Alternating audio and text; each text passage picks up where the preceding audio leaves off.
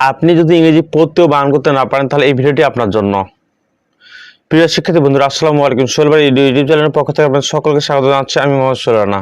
আমাদের আলোচ্য বিষয় হচ্ছে English reading and spelling.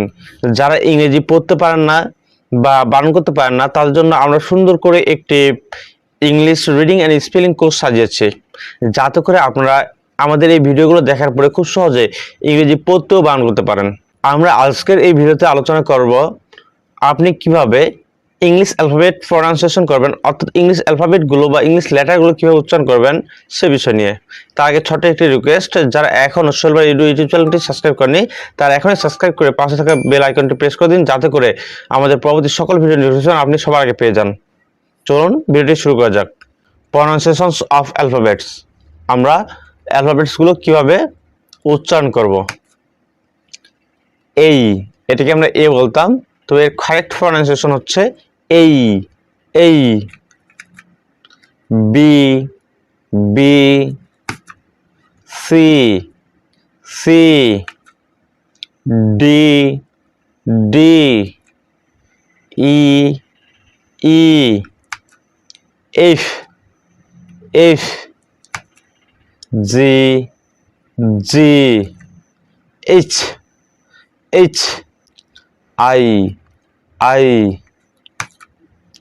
J, J, K, K, L, L,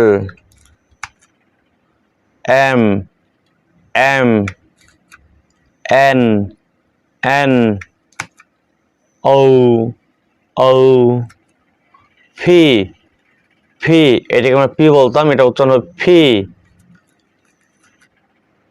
Q, Q, এটাকে আমরা কিউ বলতাম, এটার কারেক্ট প্রনাউন্সিয়েশন হবে কিউ। আ, আ, এটাকে আমরা আর বলতাম, এটার কারেক্ট প্রনাউন্সিয়েশন হচ্ছে আ। এটা হচ্ছে ব্রিটিশ অ্যাকসেন্ট, তবে আমেরিকান অ্যাকসেন্টে এটাকে আবার আর বলা যায়। তারা এটাকে পুরোপুরিভাবে উচ্চারণ করে আর। আমেরিকানরা পুরোপুরিভাবে উচ্চারণ করে আর, আর ব্রিটিশরা উচ্চারণ করে আ। এস, এস, টি, টি, এটাকে আমরা টি বলতাম, তবে এর কারেক্ট প্রনাউন্সিয়েশন হচ্ছে টি।